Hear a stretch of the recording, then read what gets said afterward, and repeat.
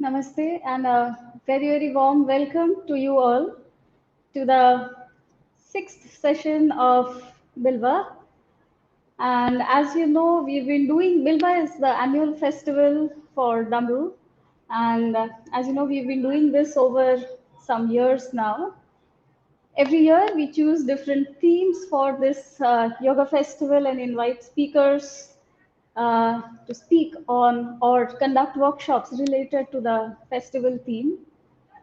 So while last year Bilva theme was Bharatiya Parampara, rebuilding modern India on the strong foundations of Sanatana Dharma. That was what we did the series of talk last year in 2020. And this year, our theme is cultural appropriation of yoga, necessity to embrace the inherent Indianness of the Indian tradition, the yogic tradition. So, with that intention in our hearts, we have this year invited speakers to talk around these topics. Some of you have been joining us through this festival throughout all the talks, and I'm thankful to you that you're here today. Uh, Today we have a very special guest, but before we get into the talk, let me introduce a little bit about Damaru Studio. Damaru Studio is a yoga and sound therapy studio, and we primarily practice the Raja Yoga and the Nada Yoga traditions. While we work in a lot of work is done in therapy and related to pregnant women, working around the preservation of Indian culture is one of the main intentions of Damaru. And this whole yoga festival, the Bilva Yoga Festival that we do every year, it happens under the wing of Damaru Foundation. Damaru Foundation is a public trust founded by Damaru Yoga and Sound Therapy Studio with the aim to promote and implement the traditional yogic sciences uh, in the aim to promote the yogic sciences in the current times and increase the awareness about wellness and harmony in the society, while primarily focusing on serving that segment of the society who are in dire need of support for their holistic well-being but cannot afford it. Contributions to Damaru Foundations are used towards various activities that focus on physical, mental, and emotional well-being of individuals, groups, schools, communities, etc. If you wish to support us and our efforts, then consider contributing to the Damaru Foundation either by making a one-time payment or a recurring payment.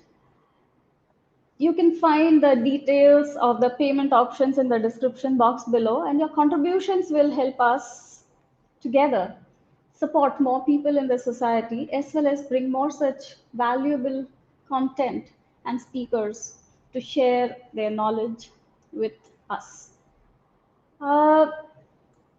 So I told you about the theme of this year and last year, but those who had participated in the previous year, we were talking that year about the various indigenous healing traditions of India. I say this especially today because our speaker today, Vamadevji, is not only a Vedic scholar, but also an authority in Ayurveda and Vedic astrology.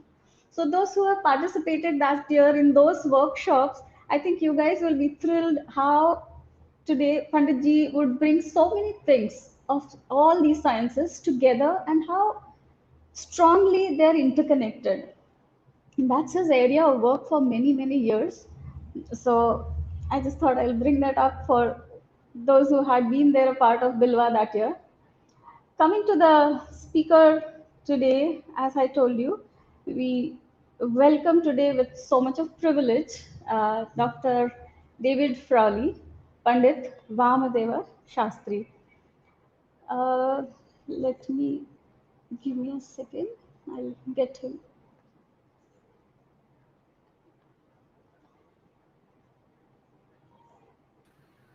Namaste, Shri Namaste, sir. Gurubhyo Namaha. Shri Gurubhyo Namaha.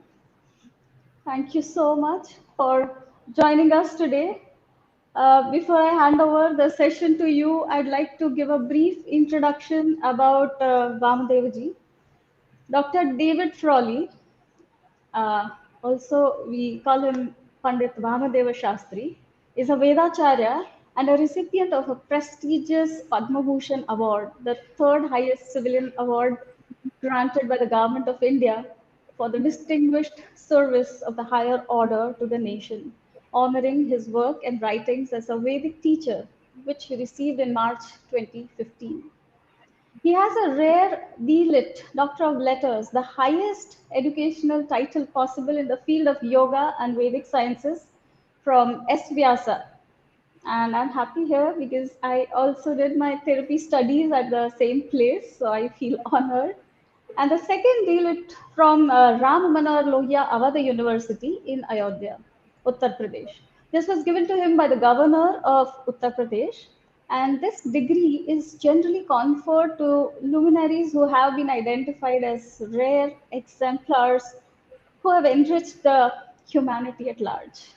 He has a special National Eminence Award from the South Indian Education Society, affiliated with the Kanchi Shankaracharya Math, which has only been given to about 50 educators in last 40 years.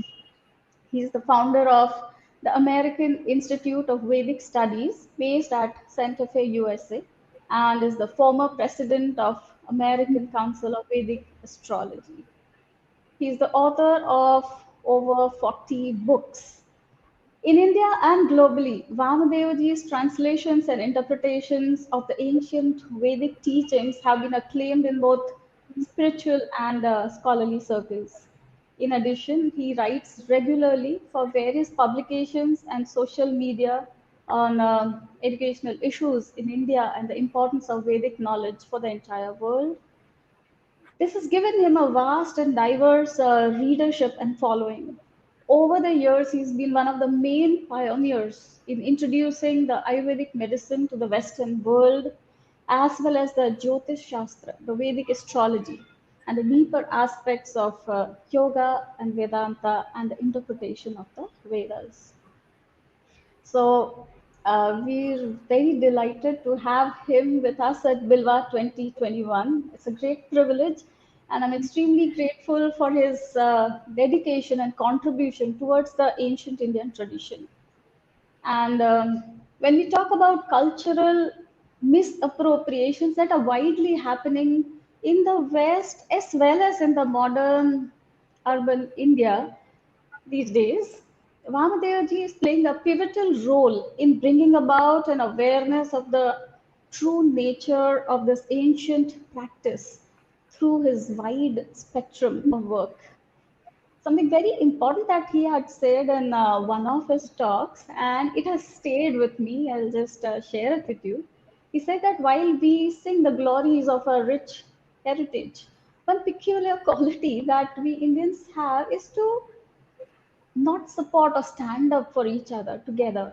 And that's so true. Even I've experienced this myself so many times. And while here he is talking about the Vedic origins of yoga, we are still sometimes busy trying to compare or undermine one school of yoga from the other. I think it is ridiculous. And unless we all stand up together and respect each other's tradition and the richness of each one, Bharata cannot become a world leader in yoga. Vamadevaji's topic today is Vedic origins of yoga and its various branches. Again, if you see these days, we are more or less reducing the understanding of yoga as mere asana practice, and even the implications and depths of the pranayam practice is not understood very well. While the larger mass is stuck in this flawed viewpoint, Vamadev is opening up the awareness of yoga, not just limiting it to Rishi Patanjali's Ashtanga Yoga, but drawing connections which go much further back in time. Yogic origins can be traced back to the Vedic times, which we will talk about. But you see, somewhere I feel we all know it subconsciously, but don't connect it. We don't connect it consciously. Shiva, we call him the Adi Guru, and from him the knowledge of yoga was passed on to Devi Parvati and then the Natha Munis, and we know how it further percolated down. At the same time, we call Sri Krishna as the Yogeshwar or the Yoga Avatar in the Bhagavad Gita, and he says he's the source of all creation. Then one of the Sapta Rishis, Vashishta, he gave us the Yoga Vashishta, and he was also the guru of Maryada Purushottam Sri Rama, and then the Shakta traditions, the Shakti traditions. So you see, the roots are already there. It's just that we fail to see the oneness of this tradition because of the lenses we wear, or maybe the boxes in which we put ourselves in. So today, let Vamdevji break these boxes and the molds that we are trapped into and show us the way to stand together amidst this superficial differences by seeing the underlying unity. Vamdevji, I hand over the session to you. Thank you for joining us. Hari Om. Hari Om. Thank you for the wonderful introduction, Mauli. I'm very happy to be with the Bilva Annual Yoga Festival. Bilva, of course, is sacred to Shiva and also to Lakshmi, perhaps more known to Shiva. I was quite, one of the reasons I joined is I was quite appreciative of the topics you've taken, not only this year, but previous years.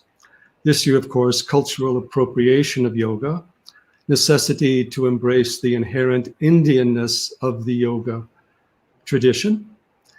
And that has been one of my main themes. I have a whole book, Vedic Yoga, The Path of the Rishi, where I try to go into that in some detail. Also Shiva, the Lord of Yoga, covering these things in different ways.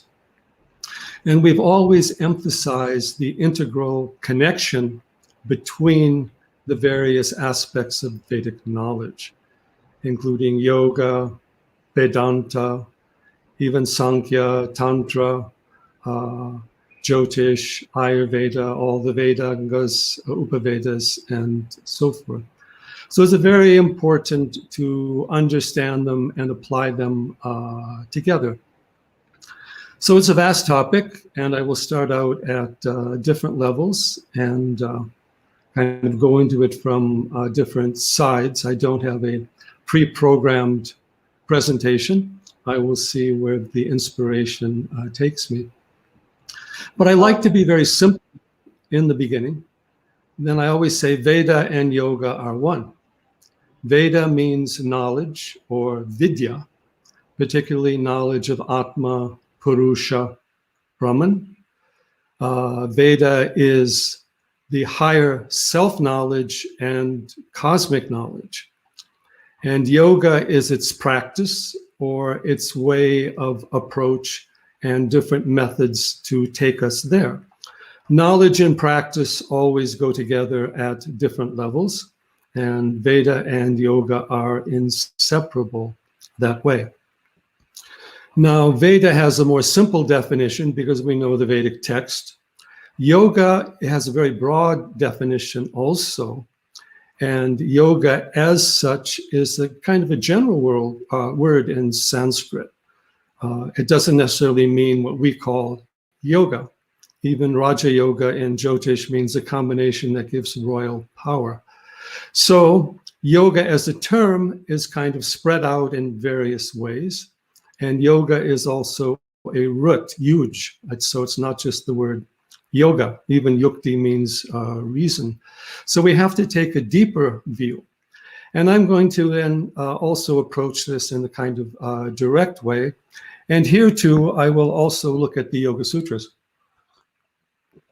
First of all, Yoga Sutras is the text of the middle phase of yoga. The ancient yoga is more defined in Vedas, Upanishads, the Gita and Mahabharata, which are pre-Patanjali. I will examine these in a little bit more later. So Patanjali was a compiler more in this middle period, or the sutra period. And he defines yoga, as you know, chitta vritti nirodha. And that is also, so many of the terms of yoga are untranslatable. And even chitta is not just mind in the ordinary sense. It includes all aspects of what we could say is conditioned consciousness, from the subconscious instinctual level to certain intuitive levels that very few human beings are able to achieve in their lives. And nirodha is negation, and it's most defined in terms of detachment, vairagya. And detachment is defined through viveka, or discernment, particularly this discrimination between self and not self, eternal and transient, real and unreal, ananda and what is not ananda. So it is very well defined that way. And then the second aspect of yoga, tadadrashtu swarupe avasthanam, is resting in the nature of the seer, which is everywhere, of course, defined as Purusha or Atma. So yoga has its negation of the outer identifications, learning to master body and mind, use them as instruments rather than as a source of our identity and happiness, and connecting us to our true self, our inner being or seer, Atma, Purusha, which transcends body and mind, and which is beyond joy and sorrow, birth and death, time and space, karma, all of that, which is the universal essence of our being. So in this regard, the basic orientation or philosophy of yoga is essentially the same as the Vedic philosophies, the Vedantic approaches, the Upanishadic approaches. Veda is considered to be the source of all this knowledge. So yoga is a more practice-oriented, principle-oriented approach to this knowledge, but it accepts that knowledge altogether. And that is why we have to study the background knowledge and not just the, get involved with only outer practices. And in this regard, in Yoga Sutras, yoga is defined as samadhi, which is the absorption state of unity consciousness. Ultimately, nirvikalpa samadhi, kaivalya, or self-realization. That is how yoga is defined. The other limbs and aspects of yoga are there as aids. Asana, pranayama, pratyahara, yamas, niyamas define the outer yoga or the bahiranga. The inner yoga or the antaranga is dharana, dhyana, and samadhi, which together are called sanyama and form the main topic of almost all the sutras, directly or indirectly. So we must bear that in mind carefully. Yoga Sutras begins with Samadhi Pada for defining yoga. It goes on to the Sadhana Pada, the practices, including the Ashtanga Yoga, for developing Samadhi. Vibhuti Pada for the powers and insights that arise through sanyama, samadhi. And fourth, Kaivalya Pada, the moksha, self-realization, realization of Purusha or Atma, which is the highest samadhi, nirvikalpa samadhi. So we can see a very different view of yoga than simply asana or even asana pranayama practices. These are all very important, often essential, but they don't constitute the essence or the goal of yoga.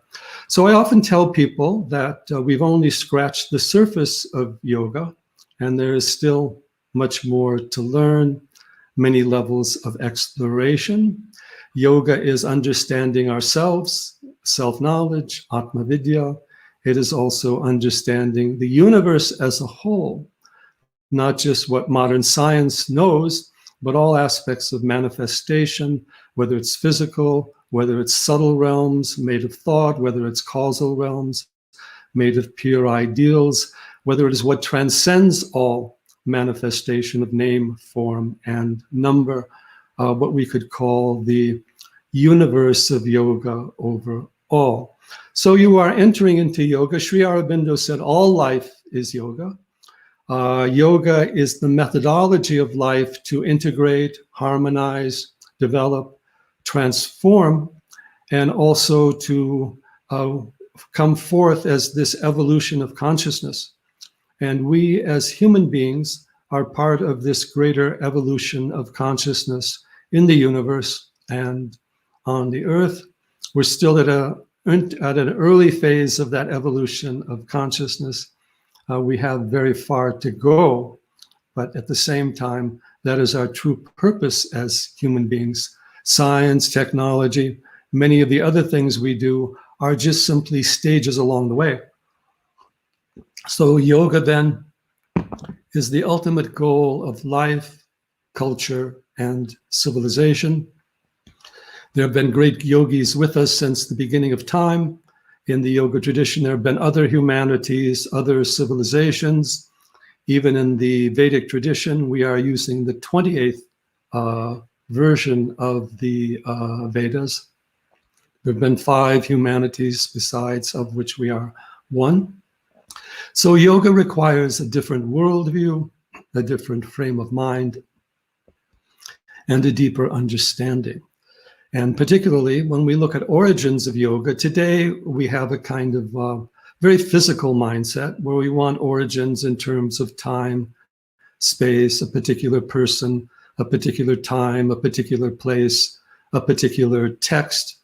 And that is hard to do with yoga because it's a tradition of thousands of years over a large section of humanity, a large section of the globe, with many sides and many branches, as we have already indicated. So we have to broaden our view in various ways. But going back to Patanjali relative to the Yoga Sutras, he defines Ishvara as the Adi Guru of yoga. And he comes from the Hiranyagarbha tradition of yoga, which we find mentioned in other texts like Yogi Yajnavalkya or Vasishta Samhita. It is a tradition, Hiranyagarbha to Vasishta, and then many gurus down to Patanjali. So he is not the founder of yoga, he is part of the greater lineage. And this is one of the 3 main lineages of yoga. The others being we find these in Mahabharata, the Pashupata Yoga, the Shaivite Yoga, from which a lot of the Nath and Siddha Yoga came, but even earlier traditions. And then, of course, the Vaishnava Yoga of Sri Krishna, who is Yogavatara, Yogeshwara. And Krishna teaches the original yoga, as he says, to Vivaswan, which is the solar godhead, like Savitri, Savitar. And even Hiranyagarbha is part of that tradition. And Krishna teaches that then to Manu, to Ikshvaku, and to a parampara that goes on. It's actually originally largely Kshatriya in that particular tradition, but covers, of course, the whole of society. So these ancient branches are there.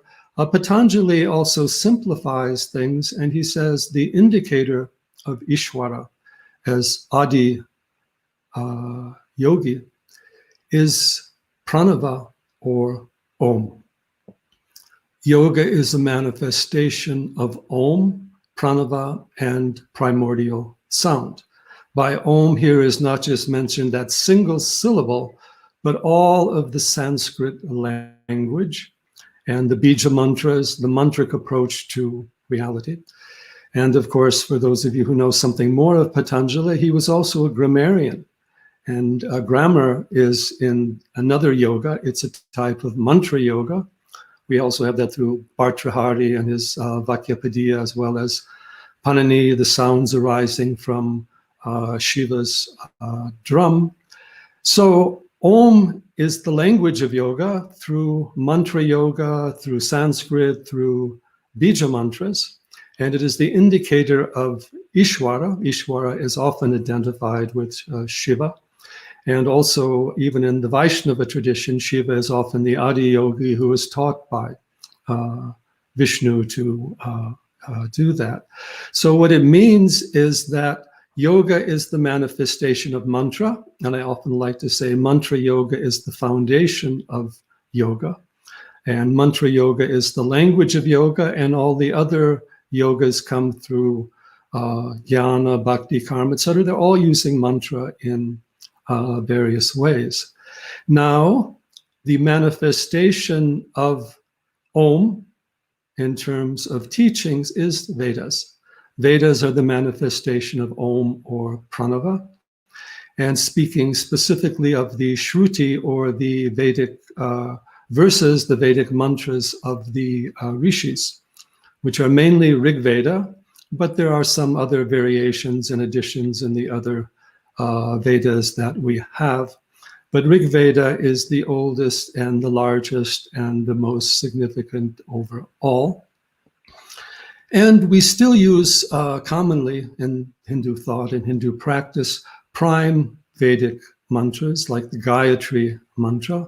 Gayatri to Savita, he's also connected to Hiranyagarbha and is called Hiranyagarbha in certain contexts. Hiranyagarbha specifically is mentioned in the Rig Veda, even Vishnu and Rudra are there.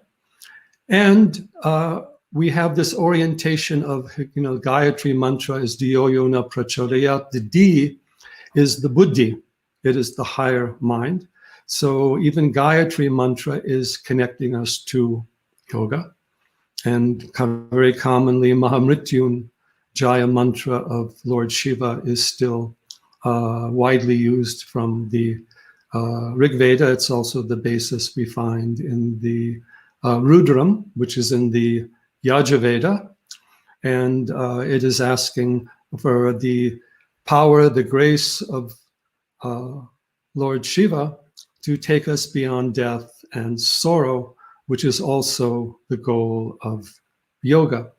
And there are many Vedic mantras that relate to yoga in some way, but sometimes under different terminologies. The term yoga does occur. The root form, yunjate mana uta yunjante dio. The seers yogically control manas and buddhi, that is as old as Rig Veda. And many related terms of yoga are there in the Vedic texts going back to Rig Veda, including terms like tapas. Swadhyaya actually originally meant in many contexts the study of the Vedas. Ishvara, Purusha, there's a Purusha Sukta in Rig Veda. Atman, Brahman, dhyana as meditation, terms like manas, chitta. We find these in the Vedic text. And the Vedic rishis we must regard as Mahayogis, as great yogis, because they gain the power of the word, the akshara. The akshara, the single syllable, is again Om, Pranava, which is Vedas, which is also the sound of yoga. I'm also happy to note that Mauli is involved with the yoga and sound therapy, which we see connects the Vedas along with the practice of yoga. And this mantric basis of yoga is not simply words. It is cosmic sound, origins of creation, different levels of speech from the Vaikari or the spoken word to the Madhyama or the internalized word to Pashanti, or the illumined sound word to Para, the transcendent reality. Everything is vibration or unstruck sound. Anahata, the chakras are made of this. Kundalini Shakti is made of that. This whole orientation on mantra, connection of mantra to samadhi. Patanjali also notes Ishvara Pranidhana is one of the main methods to reach samadhi. And that is again brought about through the pranava or the primordial sound. Now, Also, the samadhi is defined in terms of perception. It's brought about by viveka khyati, the perception born of the discernment or discrimination of the awakened buddhi that we spoke of already briefly. And the purusha is the drashta, the seer, and shakti is chit shakti, the power of consciousness, or drik shakti, the power of seeing. And also mantra shakti, the power of the word, the power of pranava, the power of primordial sound. And I always like to tell students that Shakti is the last word in the Yoga Sutras. You can see that for yourself. There is the earlier verse that defines the Kaivalya, Tadadrashtu Sarupe Avasthanam, resting in the self-nature of the seer, the Purusha or Atman. And there is the last verse in the text, Swarupa Pratishta Chitti Shakti, when the Chitti Shakti, the Chit Shakti, rests in its own nature. The Chitti Shakti is also the power of perception. So those two verses are essentially teaching the same thing about yoga, resting in the seer, resting in the power of consciousness. And that is also the basis of Veda and the basis of the Vedanta. But in the ancient Vedic yoga, we have all the very complex mantras. We have a different range of deities. But let's also make that very simple for you. We have three primary deities relative to the Vedas. Agni, which of course relates to the sacred fire.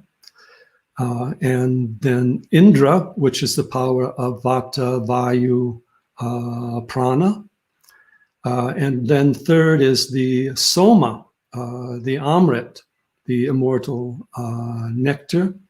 Fourth is Surya, which is often connected, the sun, to Agni, but also to the overall deities, as Surya is often Atma. But all the Vedic deities are connected to the Atma. And here I want to draw in a very simple parallel with the Tantric yoga and the Kundalini yoga. We have the system of the 7 chakras, but they're divided into 3 regions, or the 3 khandas. Agni Khanda from below, which is the Muladhara, Swadhisthana, Manipura. And Kundalini Shakti is the manifestation of Agni or Pranagni. Like Agni, Kundalini is the power of speech or Vak Shakti. And like Agni dwells in the earth, or the Muladhara, or the root altar, as it were, and from there takes her ascent. Then we have the middle region, which relates to Vayu or Surya, which is Manipura, navel, and then Anahata, the heart, and Vishuddha, the throat, centered more in the Anahata, the heart. And here too, we have the connection with the Vedic deities, Agni along with the Agni Khanda. And here's Surya in the different forms, but even Indra and even sometimes even Rudra Shiva in the different forms connected to Vayu. And then at the top, we have the Soma Khanda, which is the Vishuddha, the Agnya, the third eye, and the Sahasrar, which is the region of Soma, which is the region of Samadhi, the flow of the immortal nectar.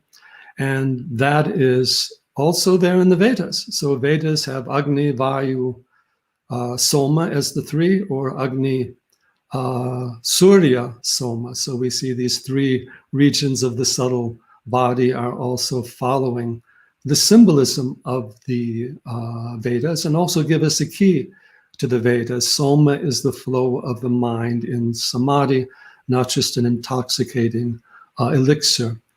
Upanishads speak of Hridaya, the spiritual heart, as the origin of sound and also as the sun, Surya. And then, as we've said, Agni has many forms. There's Pranagni, Chidagni, Brahmagni. But yoga is, in this sense of the chakra yoga, is the ascending of the Kundalini Agni force and the descent of the Soma force, which is often identified with Shiva as well. There are many other correlations that can be made there as well. But we see how the Vedic terms have persisted in the yoga practices, even after the Vedic deities don't have the same significance or understanding. But even here, we can make some very interesting and simple correlations, which I'd like to do. Lord Shiva, Shiva Mahadev, Mahayogi, Adiyogi, as you wish, has three eyes. What are his three eyes? Are Agni, Soma, Surya. Surya and Soma as the sun and moon or the right and left eyes. Agni as the third eye. And then he has the Vidyut, or the lightning, or the Vayu as his energetic form. So actually Shiva, and we see this in the Rudram, personifies all the Vedic deities. And of course, Shiva is Omkara, and Om arises along with Pranava from Shiva's drum. So that correlation is also there.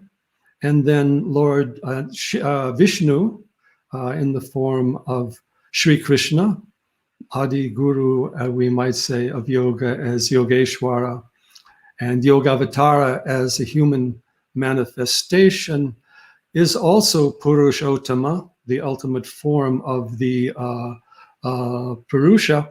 And he is also the ideal teacher of yoga through the Bhagavad Gita. In fact, we always say the prime text on yoga is the Bhagavad Gita.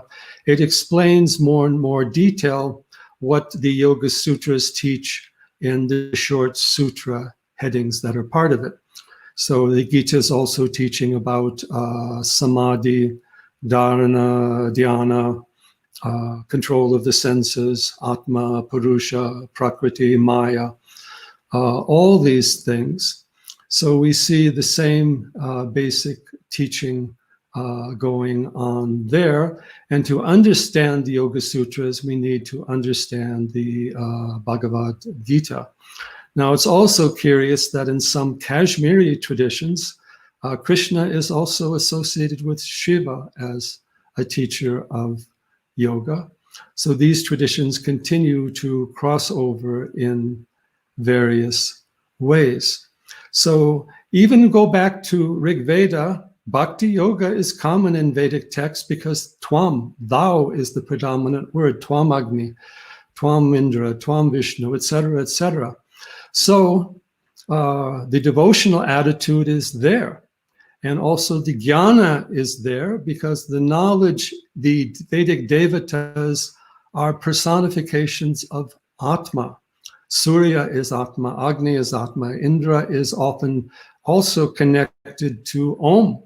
In the Upanishads, the Chandasam Rishabha, Vishwarupa, who is Omkara, is also Indra.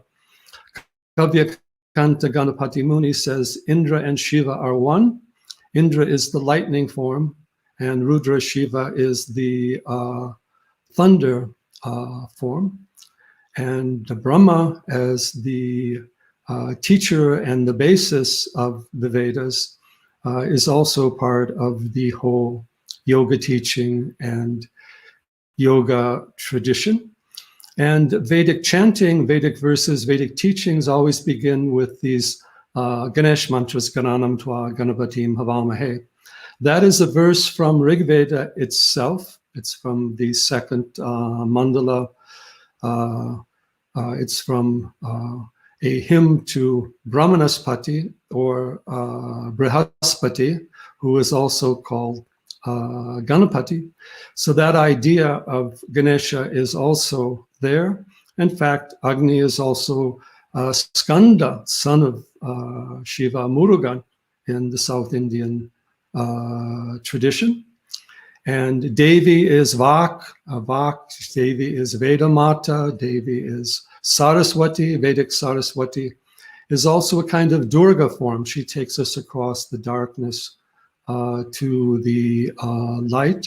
So we find the origin of the yoga, later deities of the yoga tradition there in Vedas. Even Hanuman, who is said to be one of the greatest yogis, is Vayu-putra. He's also a manifestation and emanation of Shiva, but particularly in his Vayu form. Vishnu has this form as Surya Narayana and as the Adi Purusha. That also we have in this Sri Vaishnava Ramanuja tradition that's common in South India, and his connections there with yoga as well as Vedanta are there. And even Shankaracharya, who taught the Advaita Vedanta, connected to Lord Shiva. And sometimes people draw some kind of distinction between yoga and Vedanta, and that is also a bit of a misinterpretation. First of all, yoga is a Vedantic tradition in the sense that even Patanjali accepts the authority of the Gita, Upanishads, and the Vedas. And the commentators on Yoga Sutras quote the different Vedic texts like that. And what we have is Adi Shankara is always mentioning yoga in the term of Sri Krishna. He has his whole commentary on the Bhagavad Gita where he discusses Krishna's yoga in very great detail. And even in his works, you find that he discusses Patanjali's yoga and Viveka Chudamani, Aparokshanubhuti. He has his own 15-fold Raja Yoga. So there are minor terminological differences and philosophical differences between the different yoga traditions, and sometimes some different views on our Purushas, one or many, what is exactly the nature of Ishwara, and so forth. But they all agree, and this is even the Buddhist yoga agrees, that besides all the teachings, the ultimate proof, the pramana of yoga, the verification of yoga, the true teaching is samadhi. And in that samadhi state, one transcends name, form, and number, and one goes beyond all concepts and ideas. Philosophies, sampradayas, etc., practices are all there to help us move into samadhi. But in that samadhi state, all those distinctions and differences, they tend to disappear, particularly in the higher or the nirvikalpa samadhi. So yoga and Vedanta. And the other thing we have to understand, even they talk about yoga as one of the Shadarshanas, the Patanjali yoga, it's Sankhya yoga. Now the Uttara Mimamsa, which is another one, includes Upanishads and Bhagavad Gita. It's often called the Vedanta. It's also Jnana Yoga, Bhakti Yoga, and so forth. Purva Mimamsa of Jaimini, said to be ritual, is also addressing Karma Yoga. Sankhya is also addressing Jnana Yoga, aspects of yoga, development of buddhi. And even Nyaya Vaisheshika are also addressing proper development of language, speech, mind, and thought. So yoga pervades all of that. And yoga pervades not only all the Vedas, yoga pervades all of Indian culture. It's an art and a science. So yoga is also part of Indian music, dance, and also the related art, architecture, iconography. All the educational disciplines were regarded as forms of yoga because they required cultivating the buddhi, or the higher mind, and seeking to know our true self and the nature of the universe. So even the yogis could address Jyotish, mathematics, Ayurveda, Puranas, which are vast encyclopedic texts which also address yoga. also address the structure of the cosmos. Some of the Puranas may address mantra in great detail, tirthas, pilgrimage, all these things. So they are all connected. The culture is there. Even a lot of the common folk songs are there with the yoga. The villages have the worship of the deities and the temples, the murti, the vigraha. That is all part of the bhakti yoga. And the rituals, karma yoga is not just seva, it's also ritual and mastery of action. And that can also be done internally, manasika puja, and visualized, and also performed through the mantra. So all these practices are permeated with yoga as well. And yoga, then we say, yoga and Veda are part of the Sanatana Dharma. Sanatana means what is eternal. It also means what is unlimited. And it also means what is perpetually renewed and universal. So the idea of Sanatana Dharma, the Sanskrit name behind the Hindu Dharma, is a universal tradition of Dharma. And yoga is part of that. The universality of yoga is the universality of the Sanatana Dharma. But yoga, like Sanatana Dharma, rests upon various lineages or sampradayas, because it is something that has to be taught and learned through personal and direct experience. In fact, that's the essence of education overall. The role of mentorship, the role of personal guidance, the role of self-examination, introspection, all these things are connected. So even though yoga is universal, we have to apply it locally. There's an ecological verse I like to quote that we should think universally but act locally. So in that regard, there are many approaches of yoga based upon the various sampradayas, and you find these throughout India as well, north, south, east, west, and connected. Even in the Char Dham temples, the main pujaris, the main acharyas there, and the main performers of the rituals are from South India.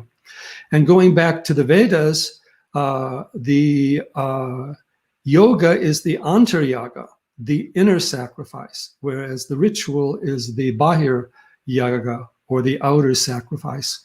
And even in the 4th chapter of the Bhagavad Gita, Sri Krishna teaches pranayama, pratyahara, dharana, dhyana as antaryaga, as the inner yoga practices. And all the verses of the Rig Veda, as Kavyakanta Ganapati Muni, chief disciple of Ramana Maharshi, said, can be interpreted either as antaryaga or bahir yaga.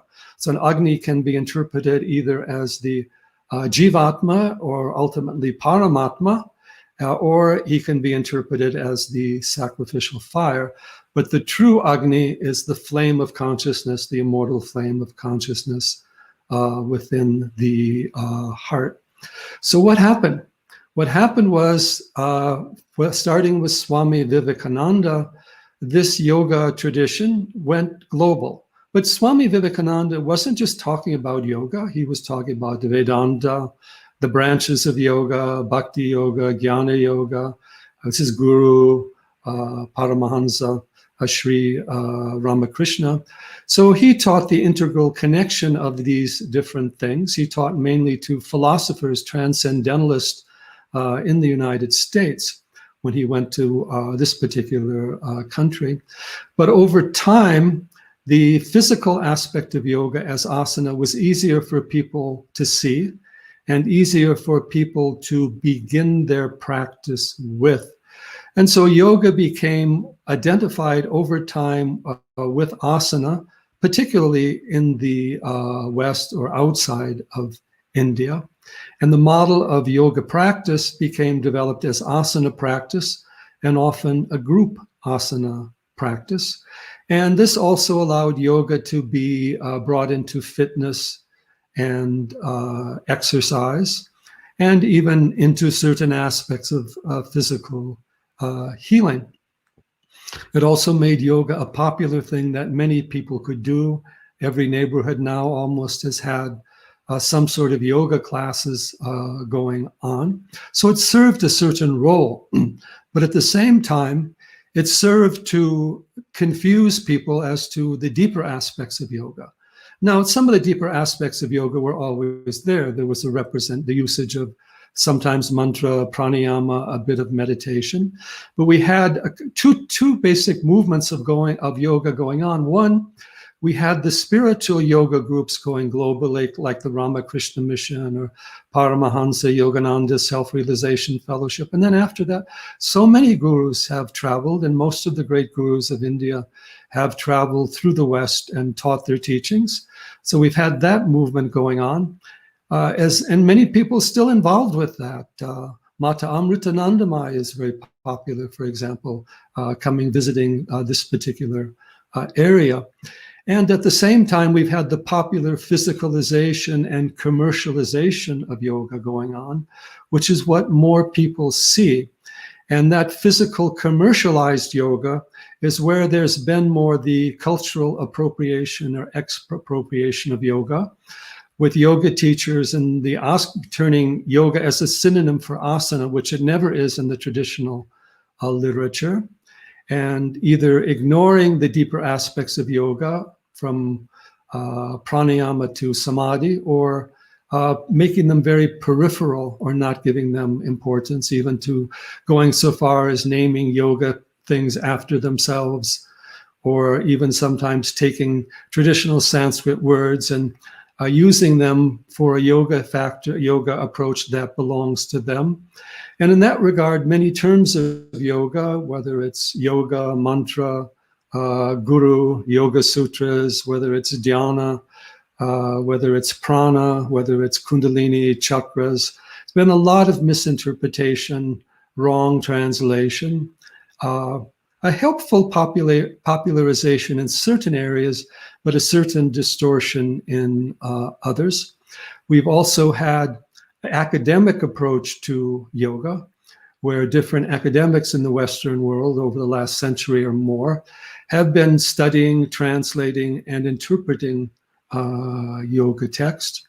And their view is often very different. For them, origins of yoga, they try to find out who Patanjali was, where he actually lived, or with other texts, when they were actually written, forgetting that many things were adapted and adjusted and developed over time, and missing the deeper meaning. In the Vedic view, there's 7 levels of speech, but in the academic view, they take only the outer level of speech. And so if you look at yoga's origin through the academic world, it's something very different. And it's sometimes there's, like with this Aryan invasion theory, attempt to take the origin of these teachings outside of India, or to interpret them according to what people in the West have done with yoga practices and yoga asanas and all of that. And my statement is very clear. You can adjust and adapt yoga if you wish, but please call it something else. If you're changing yoga in a fundamental way, don't just call it yoga. So I think we need to emphasize that what people are calling yoga is asana, which is an aspect of yoga. But we need to understand yoga as something more. A yogacharya can't just be an asana teacher, however great.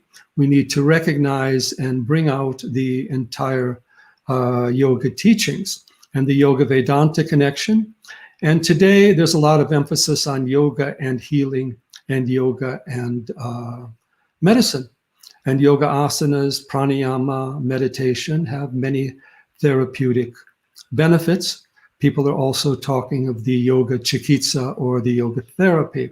But as someone who has studied Veda's origins of yoga and also Ayurveda, we must remember that the Vedic medicine was Ayurveda, and chikitsa was in the field of Ayurveda.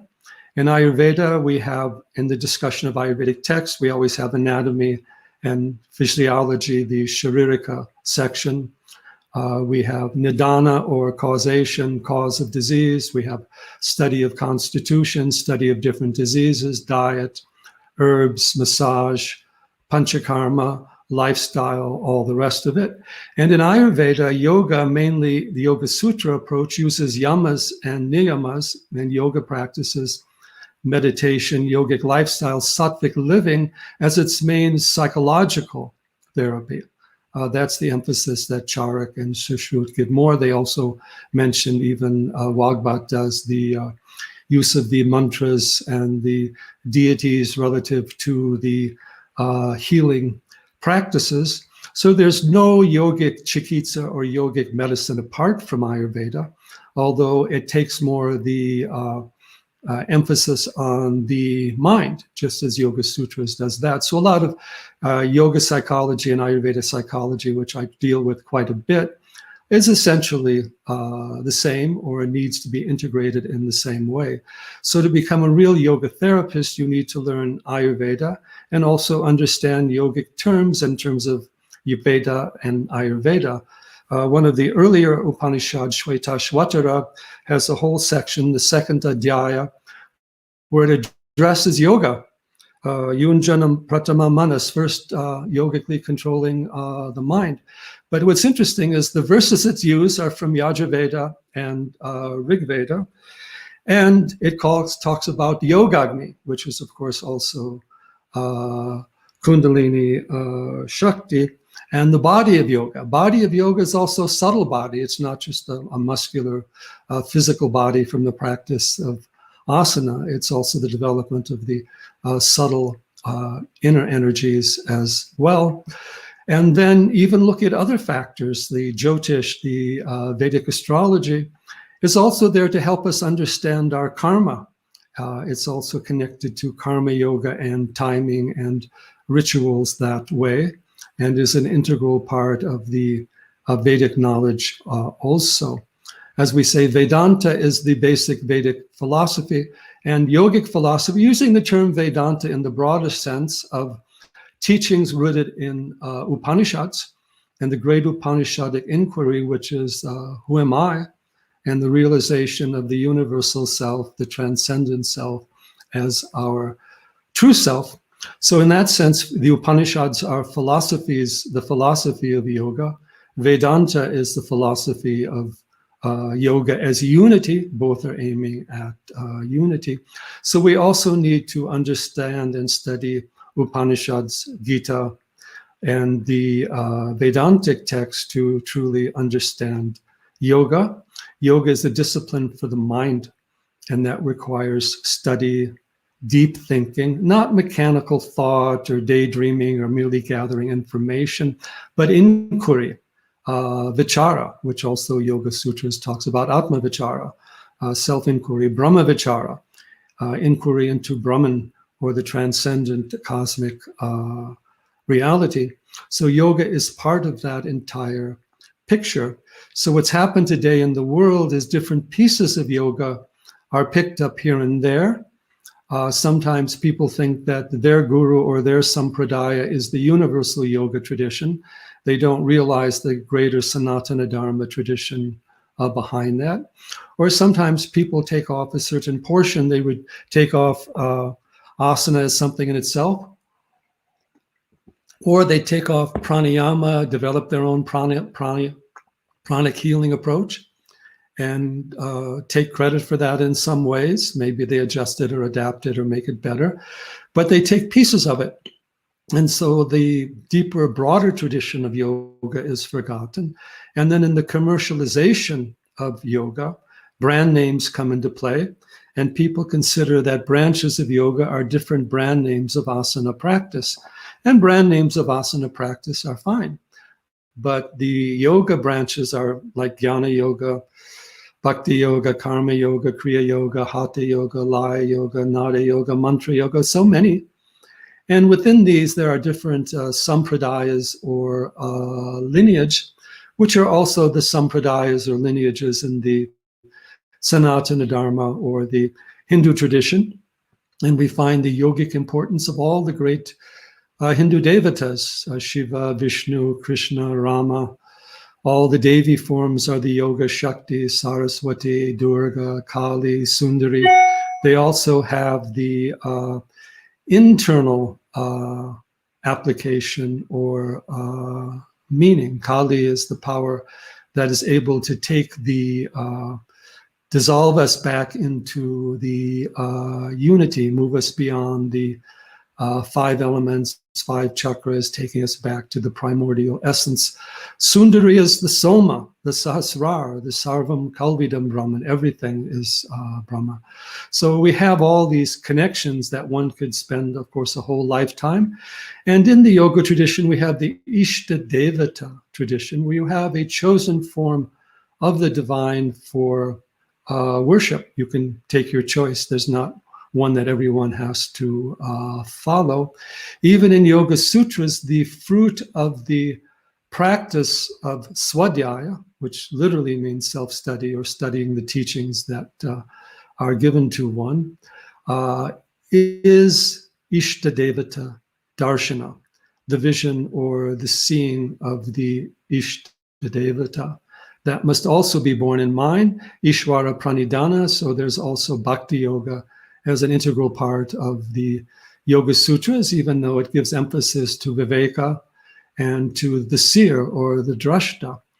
And then we have this concept of Raja Yoga. Some people say it's not there in Patanjali. Patanjali is only topics, so even Atman is not directly mentioned, I think, in the sutras. You can't judge them that way. They're topics. You have to understand all the connections and correlations that go on there, and that we must move back towards. So these connections are there, and the deeper associations are there, and we need to understand all 8 limbs of yoga, but they're all limbs of samadhi. They're not separate factors. Even yamas and niyamas are essential to dharana, dhyana, samadhi, because they are the principles of sattvic living. And in Ayurveda, they are the principles of yoga psychology and mental health and right living for all. And in that regard, all the Vedic teachings, including yoga, rest upon what is called adhikara. Adhikara means ascertaining the aptitude of the student, their inclinations, their background. A good example of adhikara. In order to run, you must first know how to walk. And that is why in yoga, there are many preliminary practices under yamas, niyamas, even under asana, pranayama, pratyahara, a need to control and detach ourselves from the body, the senses, the prana, and the mind in order to move within. So yoga always has the 2 phases, one of developing the sattvic lifestyle, purifying the mind, chitta shuddhi, purifying the prana, prana shuddhi, deha shuddhi, purifying the body. These are to help us with the dharana, dhyana, samadhi, or to take us into the deeper or inner yoga practices. So that aspect of integrality of yoga is there. And yoga is ultimately about deconstructing physical reality and physical identity. Yoga teaches that you are not the body and you are not the mind. You are the seer, the self, for whom body and mind are instruments, but they are not your identity. You have had many births in many lokas, many worlds, many embodiments in different forms. You are not limited to this one body or one mind that you have today. Core of the mind goes on from one incarnation to another until one is able to realize the self, the Atma, or the Purusha within.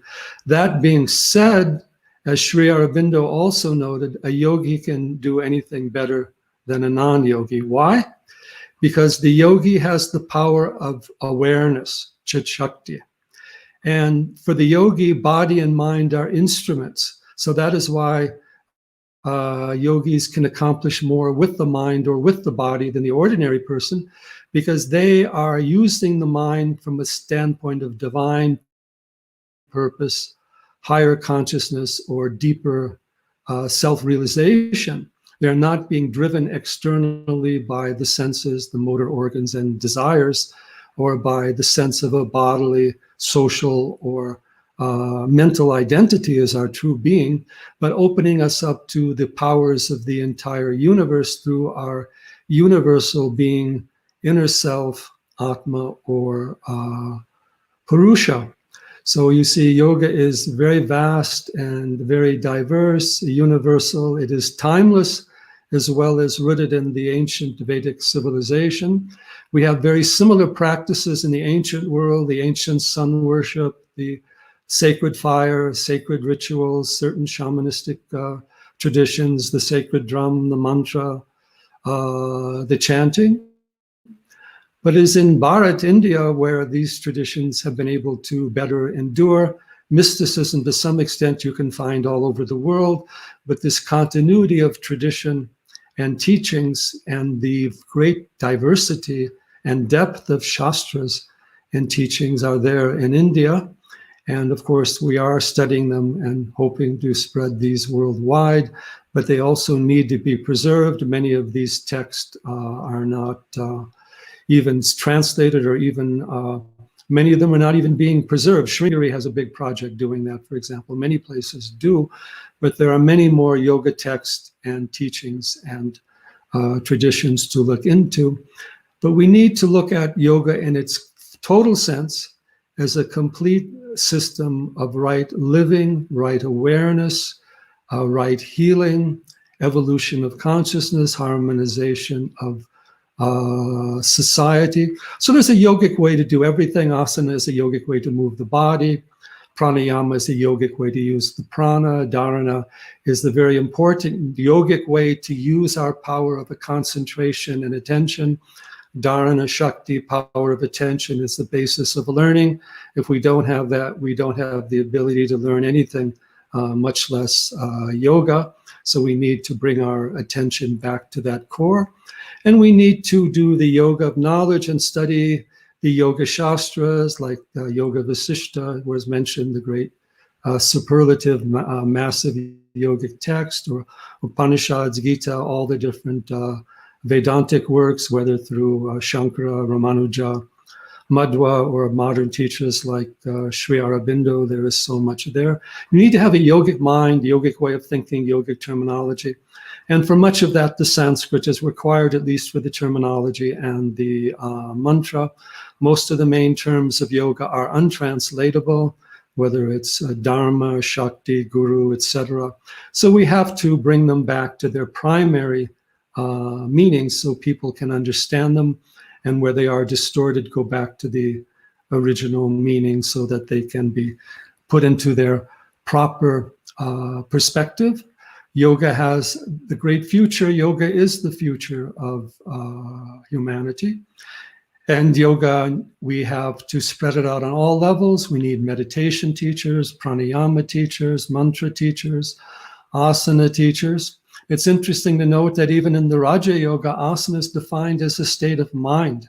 Adi Shankara defines asana as resting in the ground of the Supreme Brahman. So there's always this inner aspect of yoga to take us within, which is what we need today. We have the outer in science and technology. We need the outer knowledge and technology, which is the yoga and the Veda, or the yoga and the Vedanta. And we need to study yoga in an integral way. Again, Yoga Sutra is important, but Gita, Upanishads, Vedas are earlier branches of yoga, as we say, are there in Mahabharata relative to Shiva, Vishnu, and also the Sankhya Yoga and so forth. So these traditions we need to honor and continue because they are experiential traditions. And even though our language and lifestyle has changed somewhat, we are still the same basic human beings.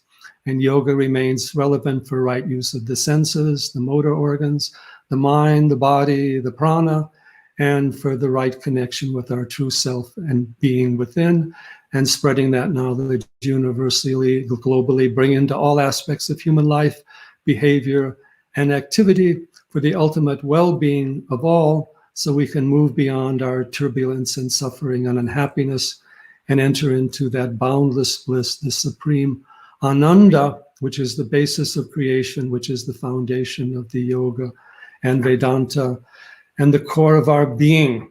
So with these words, I will end my particular discourse, and we'll open up our concluding 20 minutes or so for some questions, and feel free to ask whatever is relevant to you.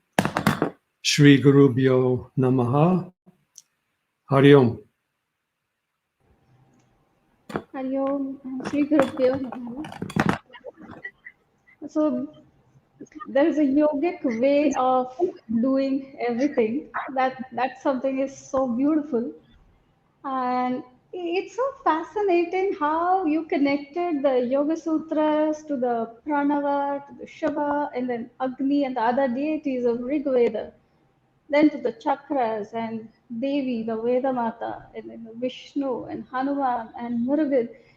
It's just breathtaking thread of connection that you weaved so easily through the fabric of Sanatana Dharma. Especially when you said yoga is the Vedantic tradition, they surely are inseparable. And yet, while we look at so many uh, uh, divisions that we just observed, in that state of samadhi, all these distinctions, how they just disappear. And then this connection, even with our daily, day-to-day things, like connecting it with the art and the iconography, the music and the sculptures and mathematics. And so all that brings us so close to seeking to know ourselves. So it just leads us towards this inner exploration and on the path of bhakti also, where we realize that every part of our day, every part of our life, like you said, there is a yogic way of doing everything, and it brings us. It just gives me a overwhelming feeling of what Sanatan Dharma is, and every small detail of life is taking us towards the establishing ourselves, the individual self, taking it towards the higher self. So yoga is as universal as the Sanatan Dharma. Uh, so I also open this forum. I already see some questions, but if you have any questions, this is the time you could post your questions and we could take some of them. How could we, so till we get into the other questions, while you discussed about the two traditions of yoga which are already happening, one which is the spiritual path and the schools that are following that, and the physical, there's stark separation that we see at times. How do you see a possibility of building a bridge between both? Yes, it's very important. Well, we build a bridge by we recognize what yoga is and the place of asana within yoga. So asana is placed within yoga rather than asana as defining yoga. And the need for yoga to be a personal practice, not simply a group activity, which has its place. And only can be a personal practice if it's a way of self-knowledge, which is what the deeper yoga is. It's not just a way of getting better physical flexibility, which has its value. It's a way of having higher awareness. Now, even the physical yoga groups always bring in something spiritual, at least some idea of meditation, prana, but it's peripheral. But no one's going to go to a yoga asana class if you just say, we're doing Indian exercise, or this is my brand of exercise from this asana tradition. So the aura, a spiritual aura of yoga is there. And actually, yoga in the West, you had more figures like Vivekananda and Yogananda dominating it before the physical yoga came. And even back in the 60s when I started, people were going to yoga because of the gurus and the babas. You know, everybody wanted to see all of that.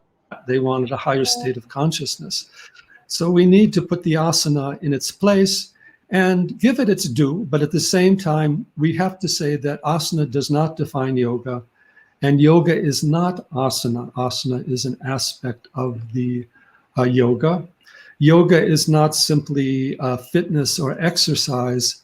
Yoga is, again, self-realization. We need to change the terminology, and we need to bring in the higher teachings. And one more point I want to bring in is now in the West, we also have Hindu temples everywhere. And and we also have kirtan and some opening to some of the deities and bhakti yoga and other things. These may be popularized along certain lines as well, but we do have access to more of yoga. But at the same time, we need to preserve the tradition of yoga and not just simply try to make it in a cultural image for today. That is where we run into difficulties. Yoga needs to be made universal and eternal, not just simply somebody's local, personal, commercial activity. Hari Om.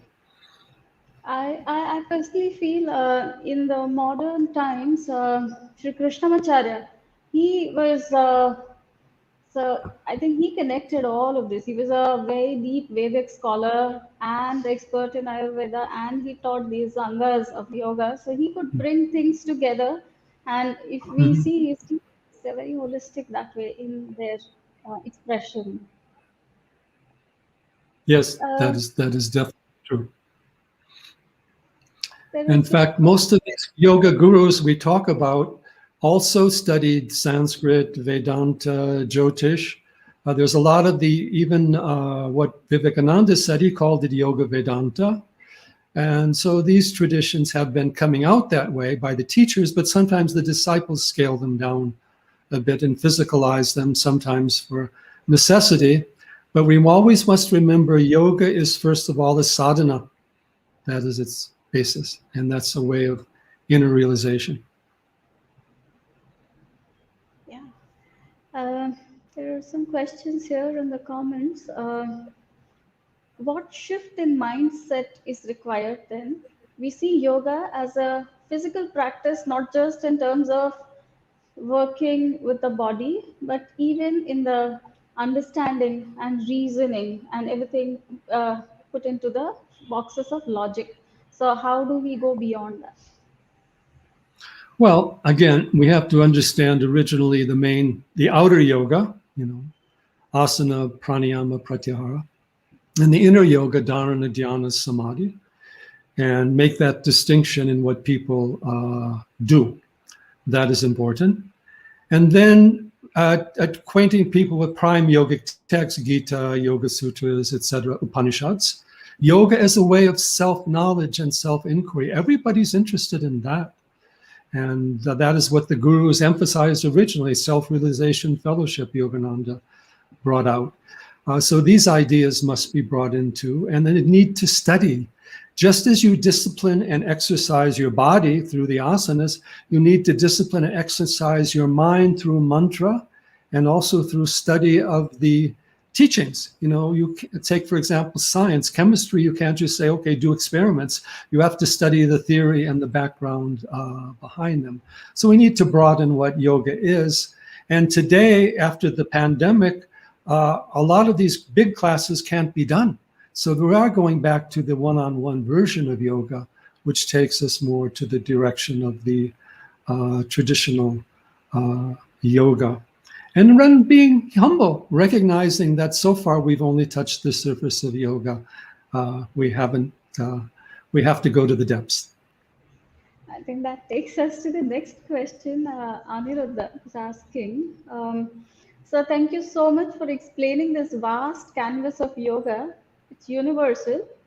It does overwhelm me though. Where could I start, or how could I take my yogic journey? So how to cope up with so much to learn? Yes, there's several important keys. One, you start one day at a time, doing something yogically every day, bringing a yogic dimension into what you do, particularly the first thing after you get up in the morning and the first thing before you go to sleep at night. Have your day covered on both sides by yoga. And developing awareness is the key, doing whatever you do with attention, and finding a yogic way to do things. Sometimes sometimes people say, oh, all these things, asana, dharana, pranayama, oh, it's all too much. But look, if you're moving and exercising, do it in a yogic way, asana. If you're using your senses and motor organs, do it in a yoga way. You can use the dharana, tradika, pratyahara. If you're breathing all the time, why don't you learn to breathe in a yogic way with pranayama? You're speaking all the time.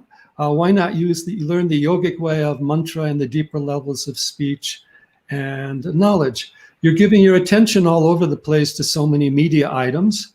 Why not give your attention and develop it as a power? Dharana Shakti. Meditation, you're thinking about things all the time. Maybe it's worry, maybe it's some other thing, maybe it's study, but also bring in yogic study and yogic meditation as well. So yoga is, each of the aspects of yoga is a part of how we're living anyway. It's just showing us a higher conscious way to do what we're doing and to do what we have to do. We have to use the senses, the motor organs, the breath, the body. We have to interact with other people, but we need to do that in a yogic way with consciousness and awareness. Then you see life supports yoga and yoga supports life. And remember too, one of the best ways to connect to yoga is through nature. We talk about the self as our inner being, but the world of nature, the inner being of that is also the self, or Brahman, the cosmic reality. So bringing nature into our lives also brings more yoga into our lives. Yoga is ultimate form of ecology. Not only ecology outwardly, but ecology inwardly, right, measured, harmonious use of our senses and motor organs. But do whatever you can, something every day, and build over time. That is the key. Now, don't think about the goal. Make sure to take one step forward. And if you fall down, we're all going to fall down, make sure to get up and keep going. Don't just fall down and feel bad. Falling down is part of the path of moving upwards, and it's necessary to teach us humility and other things. So establish your yogic journey in consciousness and continue it on a daily basis, and even sleep with the consciousness of yoga. That is the way. Falling down also could be in a yogic way, a falling down. Aniruddha, I hope this answers. I think this is the most wonderful way that it could be answered. Every faculty that we possess as humans, just using all of them in a yogic way and starting with small steps. Okay, Binjan, so you talked about adhikara during the talk. So this question was slightly earlier on. Her question is adhikara same as patrata? Does these two words mean the same thing? You mean the past life karma? Adhikara and patrata. So when you want to enter into this realm, yeah. needs it's similar. Adhikara is a more specific factor. And if you read any of the Vedantic texts, they always talk about developing adhikara first. And that's why they're always talking about the need to control the emotions, the need for detachment, the need for humility. And we must understand that adhikara, or patrika is also receptivity, is based upon, is developed. You're not going to have perfect adhikara. Part of the adhikara of yoga is humility and also mumukshutva, desire for liberation. None of us is perfect, but if we have that desire and will and determination for the higher teachings, that will move us along. But we have to work on ourselves as the vehicle or the vessel of the teaching. We can't just, continue with the same unaware practices and then throw in yoga along the side. Yoga is the whole. Yoga is the totality. And even you have to understand that the totality of yoga is present in every yoga practice done with consciousness, because the totality of consciousness is always there. Yeah. Yoga is whole. There's one more question, sir. Thank you, Molly and Dr. Frawley, for such an insightful talk. My question is it important to stick to any one path or branch of yoga, or can we combine like the bhakti and the karma and the jnana paths of yoga? Yes. Well, in that sense, all the paths of yoga go together. Even you'll notice in Vedantic texts that the adhikara of jnana yoga also includes bhakti yoga, karma yoga, pranayama. In fact, a lot of the yogis also say that if you don't have the presence of the guru, the pranayama is a great way to maintain your energy and focus. And you look at the Bhagavad Gita. Bhagavad Gita has all these practices, bhakti, jnana, karma, mixed together. They're not separate. And we go through a sadhana, and our sadhana has its own rhythms. So you may go through a phase in your sadhana where you're mainly purifying the body. You may go through another phase where you're controlling or concentrating the senses. Another phase where you're emphasizing development of prana. And the Guru will help with this. There are many phases we tend to go through, and sometimes you need to develop one at a time. Although we always say it's good to maintain some degree of study and practice every day, regardless of what you may be focusing on. Also, each person is different. Times of life changes. Different karmas are going on at different times. So we have to be flexible in the sadhana. Main thing is to continue the flow of the practice. Sometimes they say, when you start a fire, you have to be very careful putting the wood together and lighting it properly to get the fire going. But when the fire is going, you can throw anything into the fire and it will burn. So in yoga, you have what we call yoga shakti, the power of yoga, and inspiration of yoga. That is the main thing. Techniques are many that come and go. You don't have to be caught up in one technique only. Techniques can be helpful and transformative, but you need the motivation, the inspiration, or even they call it the property. You need that to follow. And if you have that awakened yogic energy and consciousness, that will help draw you to certain practices as needed. Yoga as an art. An artist cannot do great work just by following a formula. The artist has to have an inspiration. And so we always emphasize that aspect of yoga. And that's also foundation of Raja Yoga, is internal attitudes. Changing your internal attitudes, surrender, stillness, devotion, inspiration, fearlessness, changing attitudes and perceptions, not just simply doing things outwardly. So yes, there's much you can do every day. Just ask yourself, what can I do more yogically at this moment? You will find an answer. How do you? I feel that's a very compassionate way of answering the question and not letting the person get overwhelmed, but it just feels as if it is doable.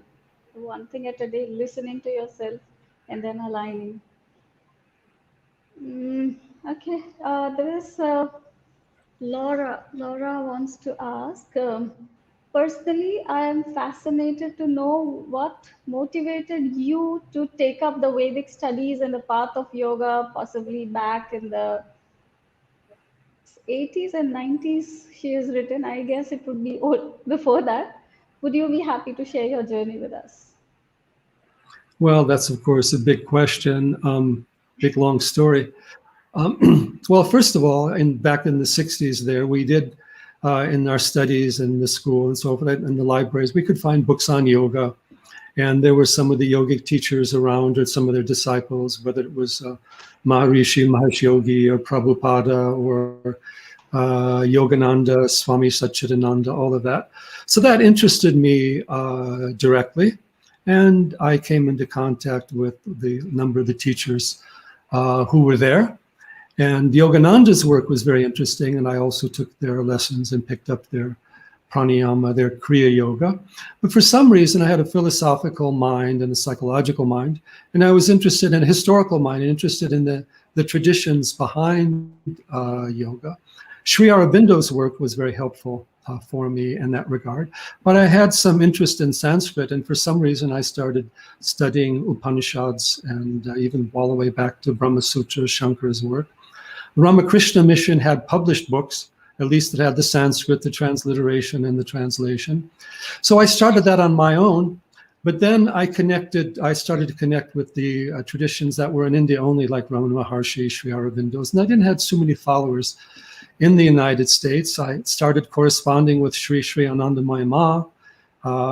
And then when I was a little bit older, I met M.P. Pandit of the Aurobindo ashram after I'd done a lot of writing my own translations of Vedic texts, which I did as a personal sadhana. This was when I was in my 20s. He said, okay, this is great. I will publish this for you in India. So that really inspired me to do that. And about that time, I began traveling in India. And I also had other interests like Jyotish or Ayurveda. And over time, I met with a lot of very great teachers and traditions there, studied certain texts. And then we tried to develop some schools and books and courses to help people globally, because there wasn't really much available at that particular time. But somehow I think it was my connection through Upanishads to Vedas, where I could look back into the Vedas. I had kind of an understanding of symbolism. So when I see the Vedas talking about Agni, even at that age, I realized they weren't just talking about some fire that you throw offerings into, hoping the sun will rise if you do so. I realized that Agni was an inner power of inspiration and all of that. So perhaps some past life karmas involved, some fortunate meeting with teachers and very good connections. I came in contact with very good teachers in India. For example, at the Ramana ashram with 𝐾𝐚𝐯𝐿, who had been the chief disciple, at least promoter of the works of Kavyakanta Ganapati Muni, and had been with Ramana since the age of 12. He lived until the age of 96 and even brought Ganapati's works into publication in Sanskrit, greatest modern Sanskrit writer. And of course, Pandit connected me to the Aurobindo tradition. And then Sadhguru Shivanandamurti. Sadhguru is a general name. It's not a name of one person. It's a name of the high level of guru. One of the great Shaivite teachers of Andhra Pradesh. They had the Shaiva Mahapita. We were with him for quite a long time. And I visited and learned and studied with many teachers, Swami Vedabharati and many of the gurus in India, Swami Dayananda Saraswati and his Advaita Vedantic tradition, the Arsha Vidya. We have great regard for Swami Avdesh of the Juna Akada. We've done a lot with the Chinmaya mission. Years ago, I developed a very special connection with the Swami Narayan movement, even though I was more of a Shaivite than a Vaishnava, some 30 years ago. And we've been in touch with them since. And they've consulted me for their educational displays for their temples. We helped with their 20-minute boat ride down the Saraswati River in the Big Akshardham in Delhi. And they also published a book of ours called The Hidden Horizons, Unearthing 10,000 Years of Indian Culture, which was given to people who attend that display, and also it's given to a lot of the dignitaries who come to their temples. And so I became connected to a lot of groups. Sometimes people ask me, but you know, this teacher says this and that teacher says that. They don't entirely agree. How do you justify all of that? I say, all these yogic teachings are not only a science, but also an art. You also judge an artwork by its own standards. You don't put two totally different genres together and say, this artwork isn't good because it's not following the same rules of the other artwork. And all the great teachers recognize that the highest truth is beyond words. Words teach us something, but are also limiting. And we need a variety of approaches for different temperaments, different cultures, different individuals, different approaches. But they all come together in that samadhi experience. So please, this is my main teaching I want to tell everyone. Do not forget samadhi in your practice of yoga. Please bring samadhi into your yoga and carry on the true tradition of samadhi yoga. For that, cultivate your deepest inspiration and find out where your true Ananda dwells. Hari Om. Mahavadevji, what inspiring life and experiences that you shared in these 5 minutes. I'm sure you're a very evolved soul, like a rishi from the past births, and it's the divine grace. I feel you came in touch with so many big masters, and that exchange that happened, it's truly through the divine blessings. I think it is possible in one lifetime to go through so many, meet so many enlightened souls. That's just truly touching. Well, Um, one thing I just have to say quickly is I've always honored the deeper and traditional teachers and teachings. I've always, whatever I've been, if anything positive I've been able to do is because of the teachers and teachings, the gurus, the shastras, the Vedas that I have sincerely followed and tried to take out to their depths rather than to judge with my own point of view. I think the humility with which you come across is just amazing. Since the day I got in touch with you, and even today while you're speaking, it's just that true humility that comes through.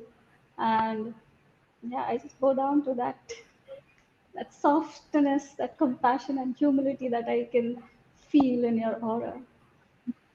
Vamadevji, it is 1 hour 30 minutes. There are 2 or 3 questions, but I will just take your permission if you're okay. Otherwise, we would love to hear you. If you're fine, we could take a couple of questions. Otherwise, we can Yes, conclude. yes, no problem. You can take on a couple Thank of you. questions or whatever it Thank is. you so much.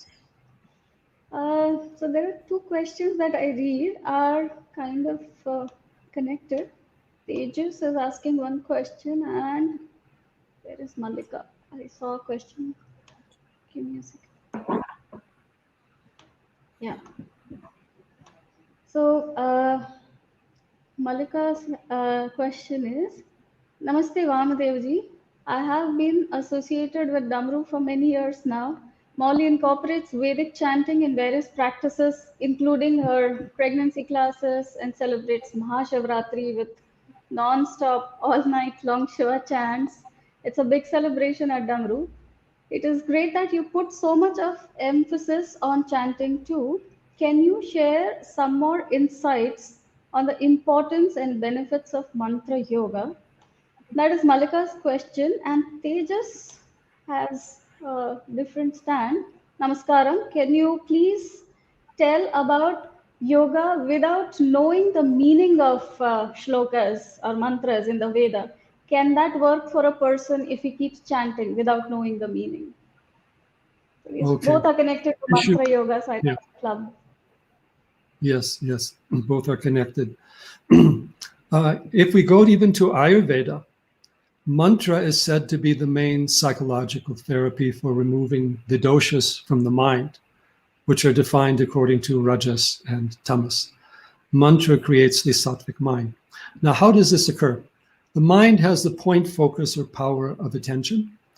And whatever we give our attention most to structures the mind. So if our minds are mostly running after the media or entertainment or whatever else it is, or worry, anxiety, the mind becomes that. And you can see how emotion colors the mind. For example, when you get angry, you're 100% angry. You forget about everything else or fear. So the mind has that possibility to be dominated by a single primary thought, emotion, or focus. But our minds are usually fragmented because we're all over the place with our senses. So mantra can, we might say, unify, harmonize the mind. If you hold to the mantra, a mantra as your primary thought, a primary term, primary focus, at a certain point, when the mantra becomes, you might say, 50% of your focus, it will then become immediately 100% of your focus. The nature of the mind can change through the mantra. Now, of course, there are many mantras. There are the bija mantras, Om, Hrim, Shrim, etc. Those are very powerful. They hold a lot of pranic energy. They're simple to do. There are the name mantras, which energize also with bhakti, Namah Shivaya, Namo Bhagavate Vasudevaya. And then there are longer verses.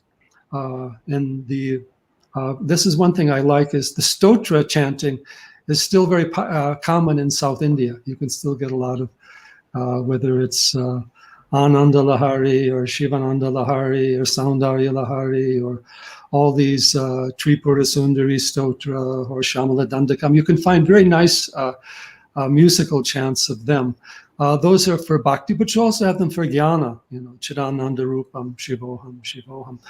And then you have Vedic verses, which are older and a little more archaic and harder to understand, like the Gayatri mantra, Mrityunjaya mantra. So these are kind of the scope of mantras that we have. And generally, bija mantras are more energetic based, but the stotras and the suktas have a certain meaning. For example, Gayatri mantra, you need to have some understanding of the meaning or the bhava. Ganapati Muni says that the sound of the mantra is the Shakti and the meaning of the mantra is the Shiva. So there needs to be some sense of that, but there's a broader sense. Om is not just, one thing. The subtler mantras have universal applications. Cream is Kriya Shakti, Hrim is Hridaya. There's many examples there. But start off wherever you are and learning the mantra and learning the chanting, and then also do the study, and it will become transformative. You can't do it all at once, so you start where you can, but you continue to go more deeply and understand the devata of the mantra and understand the devata that you're trying to energize with the mantra. In fact, it's often said that, you have the devata has its form, its visualization form. The devata also has its yantra, its visualization form, but the devata also has its mantra. The key way of connecting to the devata is the mantra. Devata can be Atma, it can be Brahma, Vishnu, Shiva, Kali, Saraswati, Durga, Sundari, whatever, but energize it that way as well. So if you're doing Shiva mantras, Shiva Mahimna, you may not know what it all means, but you can energize it with Shiva. And even the Vedic mantras, you can energize them with Surya, Savita, or even just with honoring the rishis and the gurus. But mantra is the most primary practice of all the forms of yoga. Asana is there more in certain, outer aspects of yoga. But bhakti yoga has tons of mantras in it. Jnana yoga has mahavakyas and all these things in it. Even when you're doing karma yoga, you're supposed to do some mantra along with it as part of your seva. And mantra can be done anytime. You could also say mantra is an asana for the mind, but you can do it anytime. And you should have mantras that belong to you and that you do regularly, and they will get empowered more and more. So I hope that answers these questions involved. Totally. I think last two questions. Namaste, Team Damaru and Dr. Frawley. Nisha is asking this. Thank you. How do Agni and Soma work within us? Could they be compared to Shakti and Shiva? Yes, very good question. Agni and Soma work on all levels. In fact, in I think it's the Rudram, they talk about Agni Somatmakam Jagat, the world, the universe made of Agni and Soma. So they exist at various levels. In the body, you have the Jataragni, or the digestive fire. Its Soma is the food and the enjoyments we take in for the digestion. But Agni and Soma work at all levels. Agni is the perceptive power of the mind. Soma is the contemplative or the feeling power of the mind.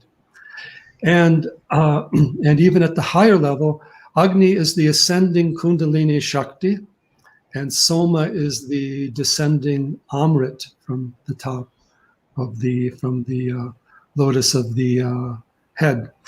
And so they're the seer and the seen, Purusha, Prakriti, male, female, so many things that can be brought in, but they cross over to a great extent as well. Some people, Shiva is also worshipped through Agni. Some people say Shiva is Agni and Shakti is Soma. But at another level, Soma is Shakti, and Shiva is Agni. Even we look at it in the human being. Generally speaking, the male is more Agni and the female is more Soma. The male is more solar and the female is more lunar, in terms of their activity. But when we go into the reproductive system, the male reproductive system is more Soma and the female is more Agni, because you have the red and the white, you'll have the whole transformation. And we have Agni and Soma forms of both Shiva and Shakti. For example, Rudra is the Agni form, and Shankara, Shambhu, is the Soma form. The Agni form being purifying, removing obstacles, enmity, enemies, and the Soma form being the soft, gentle, nourishing. In Ayurveda, Agni is the purification and Soma is the rasayana, for example. But even with Devi, you have the sadhana, the Dasha Mahavidya, you have the different forms of Devi for the different chakras. And essentially the Tripura Bhairavi, the Agni form, dwells in the root chakra and represents that ascending, purifying force.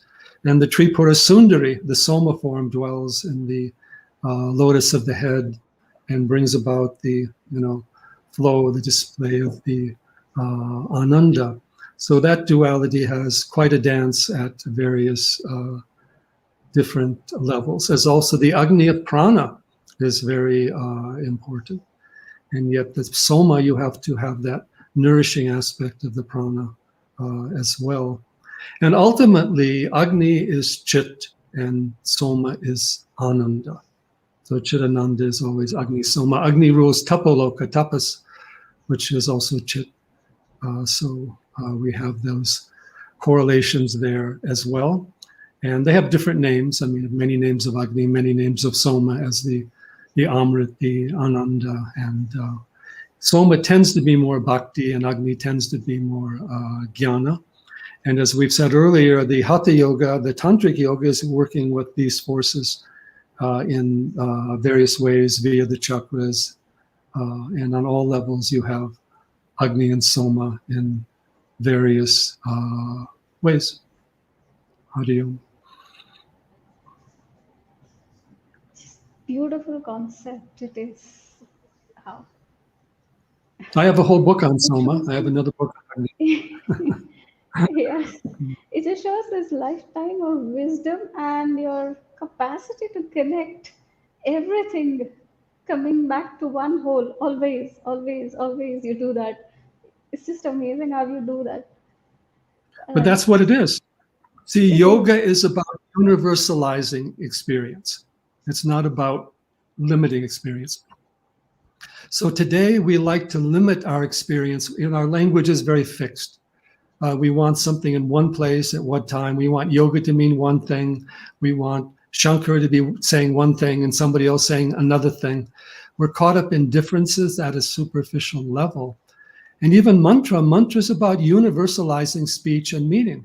Some say the bija mantras don't mean anything. I say, no, they mean everything. See, we need to universal. Agni is a universal principle. So you can start out with a particular Agni as a digestive fire, but even when you eat your food, there's a verse from the Gita, Brahmagni, and Brahmagni of Samadhi. See, that's not just about the digestive fire. That's the Brahmagni is also the Satchit Ananda. So we have to universalize our lives and our meaning. And that is what yoga is about. It's not about becoming very specifically limited. It's about expanding. And one of the benefits of our modern technology is even now, you're not seeing we're not in contact physically. So you see, even with our technology, we've gone beyond a lot of physical reality. In fact, often our virtual image is more important than our actual image. But we can be in more than one place at a time. We can be in contact with people at various levels. So yoga is a deeper inner level of technology that's, again, universalizing our experience more and taking us from local limitations to the deeper reality. We're all connected together in any case, that's the fact. Our bodies and minds are different, certainly, but the consciousness is one.